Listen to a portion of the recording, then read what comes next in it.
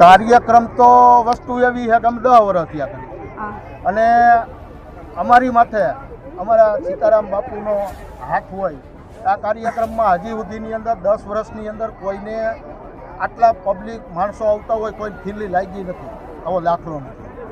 અને ધર્મનો કાર્યક્રમ હોય, સેવાનો કાર્યક્રમ હોય તો આજ અમારું trust Jagruti educational and welfare trust, અમારું ટ્રસ્ટ બેન અમે રક્તદાનના કેમ્પ કરીએ છીએ. અમારે અહીંયા આયુર્વેદિક દવાખાનું ચાલુ છે, અમારે અહીંયા આવડી મોટી ગૌશાળા છે. આ બધા અને હર વર્ષની અંદર 28/4 અમારી તારીખ ફાઇનલ છે. એટલે 28 તારીખે અમારે વધારેમાં વધારે 11 દીકરીઓના લગ્ન હોય બેન, ગરીબ માવતરની દીકરીઓ પૈણે. અને અમે અમારા બાપુએ આવો સંકલ્પ કરેલો છે કે આજ નાના માણસો હોય અને આજ એ પોતાના ઘરનું ગુજરાન ન ચલાવી શકતા હોય બેન, તો અમારી સેવાની ભાવનાથી અમારું આખું ગ્રુપ છે અને આ લોકો બધા નિસ્વાર્થ ભાવે સેવા કરે છે બેન. અને આવું અમે કાર્ય કરી છીએ. અમને લોકોનો, અમને અમારા દાતાઓનો, અમને આજુબાજુના વિસ્તારનો અમને સાથ ને સહકાર મળે છે. એ લોકોના સાથ ને સહકારથી અમે આ કાર્ય કરીશું. દર વર્ષે તમે આ કાર્ય ચાલુ જ રાખશો?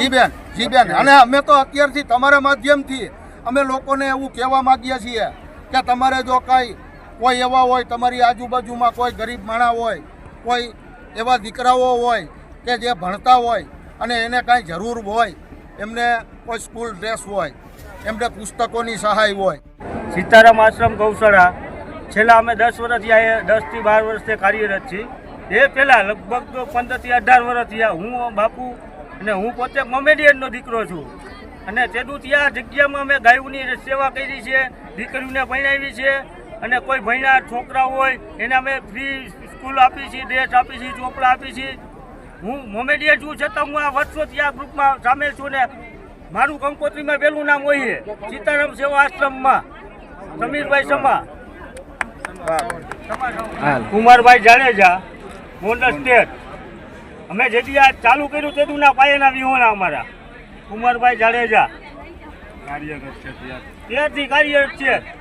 કંકોત્રી છપાવી એટલે એમ કે ભાઈ શું ઘટે છે તો કંકોત્રીને પૈસા દઈ જાય. છેલ્લે શું ઘટે ભાઈ, છેલ્લા પૈસા દેવરા કુમારભાઈ અમારે. એ જ અમારા મહાન ભગીરથી સેવાના કાર્યક્રમ.